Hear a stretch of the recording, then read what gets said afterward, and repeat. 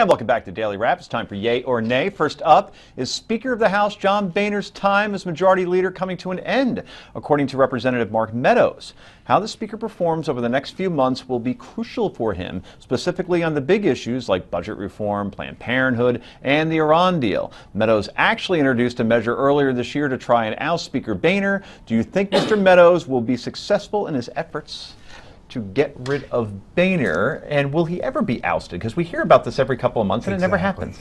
You took the words out of my mouth. We keep hearing this, but it somehow never happens, so I don't know. I have to believe, though, at this point, it would be a great relief to John Boehner to be out of the job. I agree. It seems, I'm sure he says every day, like, no one appreciates what I do.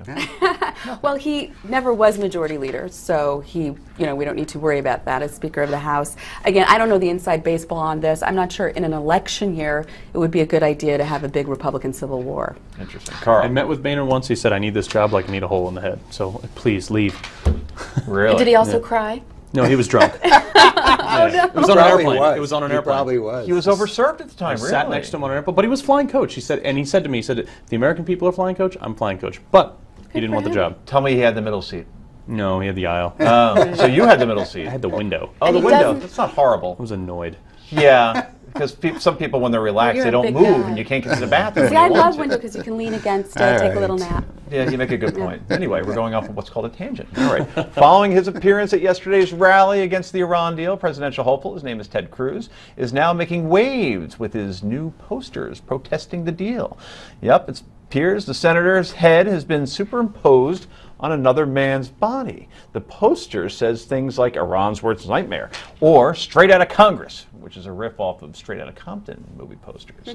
And if you want to go to Mr. Cruz's website and donate $35 or more to the cause, you can get your own limited edition Iran's Worst Nightmare posters. Is this the worst campaign idea ever? And we've seen a lot. Rick Unger. No, I've actually seen worse, and I have to tell you, it was Carly Fiorina's campaign commercial in California running for Senate against Tom Campbell.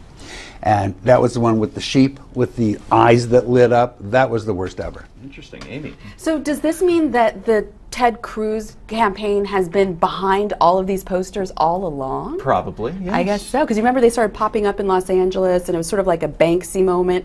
Who's doing all of this? So maybe it was very clever on his part. Ted Cruz, Tom Cruise, really no difference when it comes to the whole movie poster. The Cruz missile. Nice. Yeah. One of the biggest struggles presidential hopeful Jeb Bush has had to deal with during his campaign is separating himself from his family, specifically his brother. He has repeatedly said he is his own man and that he would do things differently than his brother did. But the Florida governor just released his plan to cut taxes, and it's just like his brother's plan in 2001. Some are saying it's even more extreme, even eliminating the estate tax entirely. Can Jeb Bush continue to say he's his own man if he's borrowing from his brother's playbook? Carl Higbee, I'll go to you on this one.